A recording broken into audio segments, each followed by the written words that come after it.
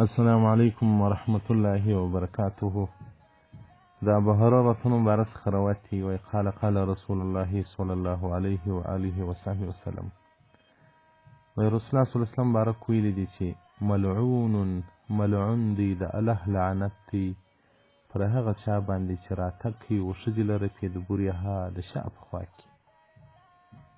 هغه څوک ملعون دی چې هغه د ښځې سره د شا لخوا راتګ کوي. حدیث رقم 2022 جلد نمبر 3 صفحه نمبر 409 ابو داود او د غرنګ نسائی حدیث رقم 8916 کې روایت کړی او ابن ماجه په حدیث رقم 1923 کې روایت کړی او مسند احمد په حدیث رقم 1933 کې روایت کړی او د غرنګ د ابو هريره مبارک څخه روایت چې رسول الله صلی الله علیه وسلم مبارک وای ملعون دی هغه څوک چې راتګ کوي او ښځې لره د شا لخوا. او د غرنګ د عبدالله بن عباس مبارک څخه روایت چې رسول الله صلی الله علیه وسلم مبارک ویلي دي لا ينظر الله الى رجل، الله په نظر د رحمت نه ګوري هغه انسان ته چې ښځې ته راتګ کوي د شا لخوا. او خزیمه بن ثابت رضی څخه روایت چې رسول الله صلی الله علیه وسلم مبارک له الله جل جلاله له حق څخه نه شرمیږي. حق الله جل جلاله وایي حق له څه موږ ته رسول الله صلی الله علیه وسلم مبارک تاسې ښځو ته راتګ مه کوئ له شا لخوا څخه، ښځو ته راتګ مه کوئ له شا لخوا. او د غرنګ د رسول الله صلی الله علیه وسلم مبارک څخه روایت دی که څوک ښځې ته له شا لخوا څخه رالی فقط کفر بما انزل علی محمد صلی الله علیه وسلم، د کفر وکړي په هغه سره چې رسول الله صلی الله علیه وسلم باندې نازل شوي دي. ترمذي جلد 3 صفحه 416 او د غرنګ په سنن کبرا جلد 5 صفحه 314 کې حدیث روایت کړی دی. او د غرنګ موسوعه الفقهیه جلد 4 صفحه 4 مباحث الوقت کې دې مفصل بحث ورکړی دی چې دا عظیمه غټه ګناه ده. هیڅ نبی په دې سره قول نه دی کړی چې د ښځې سره د شا لخوا جماع دې وسي. نو محترمینو دا د حیواناتو عادت دی، د حیواناتو رسم دی د خپلې ښځې سره د شا لخوا کار کول. الله دې رحم وکړي، الله دې فضل وکړي. داسې بدبخت او داسې ناترس انسانان هم شته چې د خپلې ښځې سره هغه همیشه د شا لخوا څخه دا کار کوي. یو پښتنې خور په ټلیفون باندې راته وویل ځکه دا زما ټلیفون اشمیاره اوس دنیا ته رسېدلی. مولوي صاحب مشکل لرم، عرض لرم، له وخته نه مې ډاکټر ته ولی سوی نه مې قریب ته ولی سوی.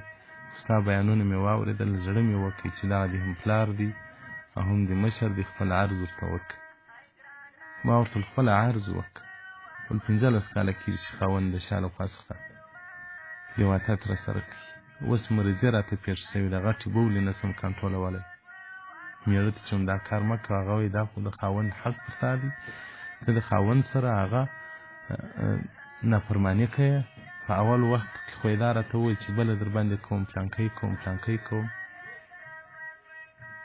نو زه دې ته تعجب پاتې یم چې دا اوس انسانان دي، مسلمانان دي، کافران دي، د انسان زامن دي، د یو حیوان د نسل څخه دي. دا اوس کم انسانیت ته چې سړی د خپل حریم سره د شا لخوا دا کار کوي. یو ښځې له خارجه زنګ راته وویل چې مولوي صاحب ما ته خاوند راځي د شا لخوا لیواتت راسره کوي، شراب را باندې څښي، وایي دا د مېړه حق دی. زه نه پوهېږم دغه څنګه ځان ته مسلمانان وایي. په دې کې به ایمان په کم ځای کې پاتې، ایمان به چیرې ورسره وي چې ښځه په شرابو امر کوي، وایي دا زما حق دی ویې خوره، لیواتت زما حق دی ویې که راسره. الیعظ بالله. دا هغه قوم دی چې ښځې ته له شا لخوا راتګ کوي چې په ورځ قیامت په الله په نظر د رحمت نه وګوري، الله په نظر د رحمت شیطان ته نه ګوري، الله په نظر د رحمت کافر ته نه ګوري، الله په نظر د رحمت مشرک ته نه ګوري، الله په نظر د رحمت منافق ته نه ګوري. نور چې هر څومره ګناهګار وي الله به په نظر د رحمت ورته وګوري، عفو به ورته وکړي. خو دغه لوتیان دغه ځناوران دا به الله نه وبخښي، دا به دوزخ ته ځي، تر فرضو بې زخمونه راوځي. ټول 18 قومه به ټول ورته اریانې چې دا هغه څوک دی چې د ښځې سره د شا لخوا دا کار کوي. سبحان الله څنګه مسلماني ده، څه ډول غیرت دی، څه ډول وجدان دی. سبحان الله. کاش کې الله جل جلاله زه عالم نه وای پیدا کړی و، امې وای خو به دې خلکو به زه نه وای خبر، زړه خو مې درد نه وای کړی. ما ته داسې ناولده واقعات مخته راشي که عالم د خلکو په جامعه کې د مور او پلار حیثیت لري، خپل د زړه درد سره شریکي او خپل د ژوند حال سره شریکي. واقعات زما زړه وینه سره خوړل کېږي، په لاس کې مو هېڅ نه دي. کاش کې د عمر خلافت وای، کاش کې د عمر بن خطاب خلافت وای، کاش کې د عمر بن عبدالعزیز خلافت وای، کاش کې د خالد بن ولید خلافت وای، کاش کې اسلامي نظامونه وای. ښځې به عرض کړی وای چې زما خاوند زما سره دا کار کوي. نو محترمینو، د خدای په لحاظ باندې، د قرآن په لحاظ باندې، د خپل آخرت دپاره، د خپل قبر دپاره ماته مو څه را رسېږي، احتیاط وکړئ. د خپل حریم سره په مشروع او په روا طریقه باندې جماع وکړئ. الله مخلوق ته تکلیف ازې مه ورکوه. هغه خو ستا په لاس کې بندۍ د کلیواتت سره کویم، دا چیرې ولاړ شي. خو د پښتنو ماحول د کله کور راووتل باره نورې ډنډورې پسې تړي، خپل حق په تر چا نه شي رسولی. نو دا خو چې اسلامي نظام وای، دا ښځه حق لري چې ولاړه شي محکمې ته چې زما سړی زما د شا لخوا څخه هغه دا کار سره کوي. اسلام به ده ته تعذیر ورکړی وای، ده به بندي کړی وای، ده ته به سزا ورکړی وای. نو محترمینو، پر دغو باندې رحم وکړي، الله به در باندې رحم وکړي چې دومره خدای ناترسه یاست، خو سم دم کاپیران سي ولاړ سي، سم دم کاپیران سي چې بیا کوي هغه کوي. بیا نو د اسلام تناو له غاړې ایسته کړي. دا ته اسلام نه ویل کېږي، دا نه د اسلام چې سړی 15 کاله خپل حریم په عذابوي او بیا هغه خواره کوي، ژاړي وایي مولوي صاحب زه غټې بولې نه شم کنټرولولی. نو محترمینو، دغه حیوانیت ایسته کړي، انسانیت ځان ته راوړي.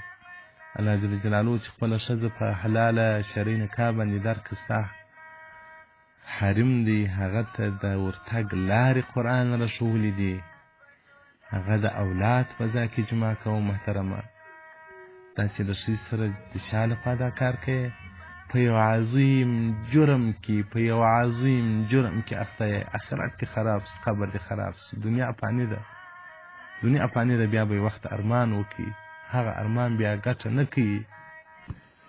ابراهیم بن آدم رحمت الله علیه وایي په مسجد کې ناست مې شاګردان راته ناست دي، وعظ او نصیحت ورته کوم.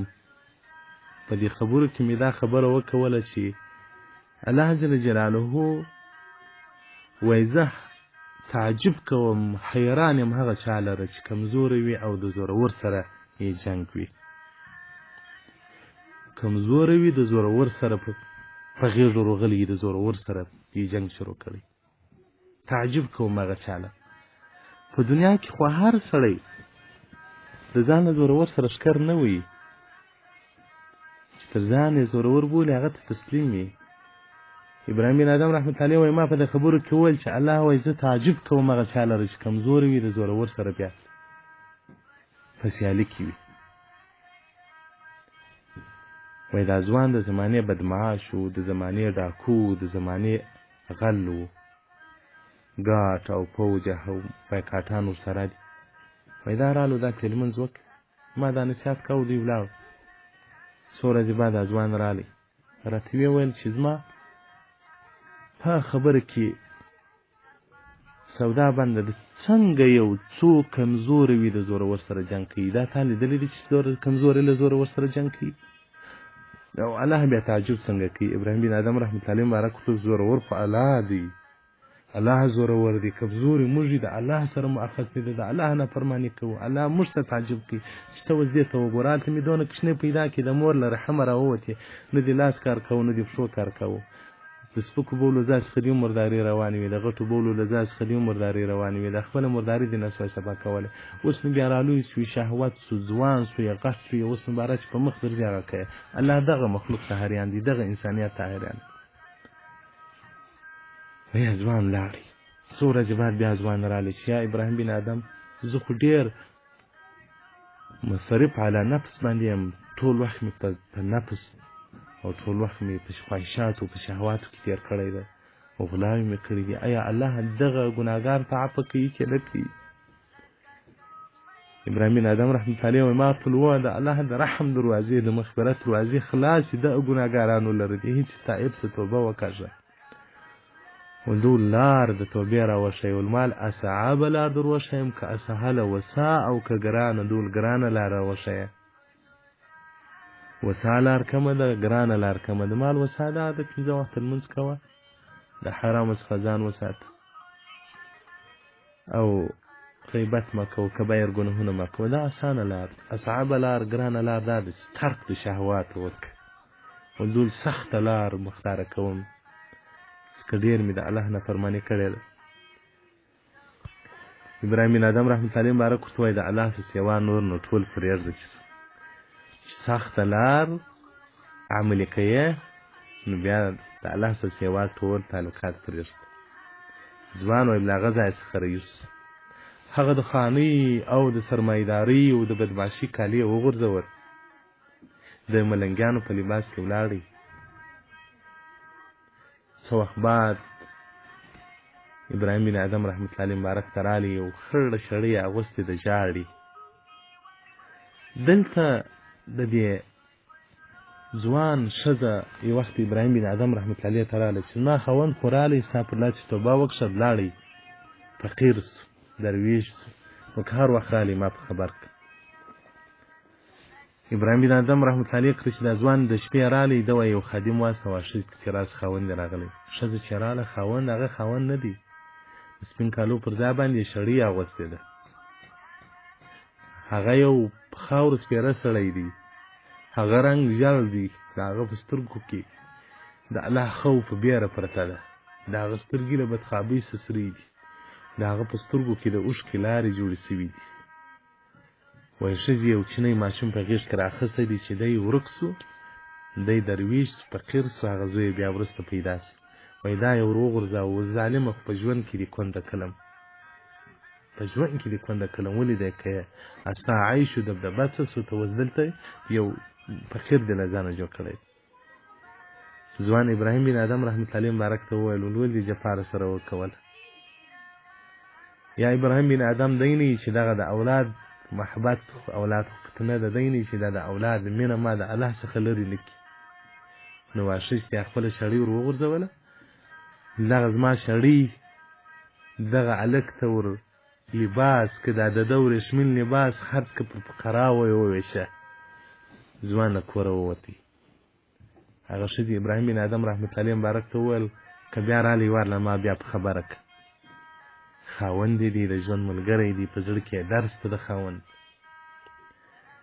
ابراهیم بن ادم رحمت الله علیه مبارک وایي څو ورځې بعد غږ را باندې وسو یو څوک رالی دروازه را وټکول چې هلته په یو کنډواله کې یو ځوان پروت وي وایي ابراهیم ته وراسئ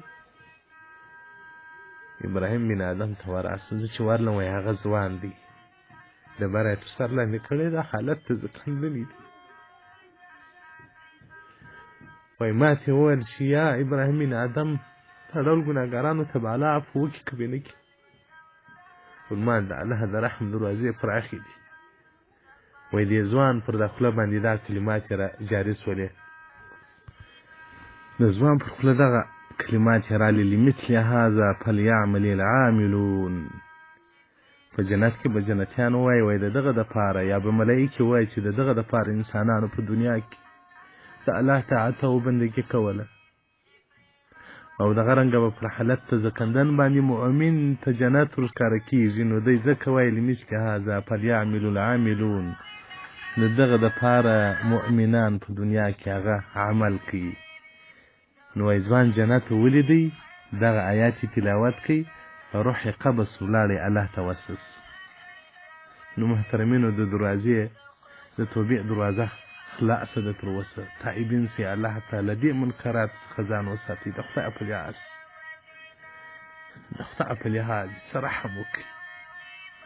رحم وکړي د خپل قبر دپاره یې وکړي د خپل آخرت دپاره یې وکړي مسلمان لور درکړې ده خپل زړه ټوټه درکړې ده ته بیا دې واده سره کوې هغه وایي ما ته مرض پېښ دی زه غټې بولې نه شم کنټرولولی